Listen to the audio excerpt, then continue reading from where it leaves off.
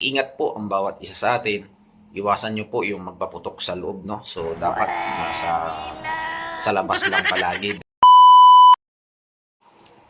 Good morning, mga boss. So, umuwi muna ako dito sa bahay. Kailangan ko muna mag-unat-unat ng aking likod. Mayroon akong ginagawang refrigerator doon sa kabilang cluster.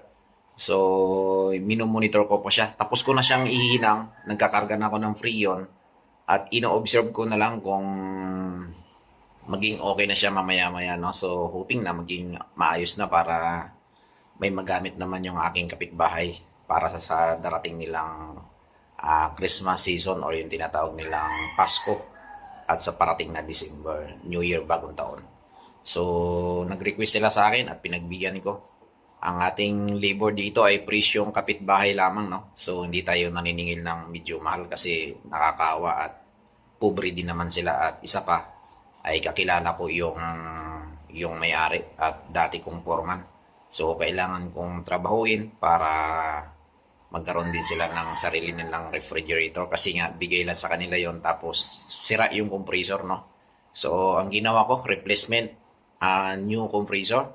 Pero hindi sila bumili ng bago at pinahanap ko na lang sila dun sa mga junk shop na mga kinakatay na mga refrigerator at kailangan makuha yung compressor. So, yun nga, naikabit ko na kaninang umaga pagising ko. At umuwi muna ako saglit sa bahay para magdut-dot ng cellphone habang nag-observe pa tayo, nag-monitor tayo. So, shout out sa aking mga kaibigan, sa mga viewers ko dito, no? So, saan man kayo naroroon, saan man kayong panig ng mundo. Miguel love shout out sa inyo mga boss at advance Christmas sa inyo, no? Dahil alam ko ay busy ang bawat isa sa inyo. So, sa mga darating na linggo ay sasapit na po yung New Year celebration sa pagsalubong sa panibagong taon. Hoping na mag-ingat po ang bawat isa sa atin. Iwasan nyo po yung magpaputok sa loob, no? So, dapat sa labas lang palagi dahil, hindi biro ang magpaputok sa loob. May kaakibat po yun na violation. Yan, ingat kayo palagi. God bless.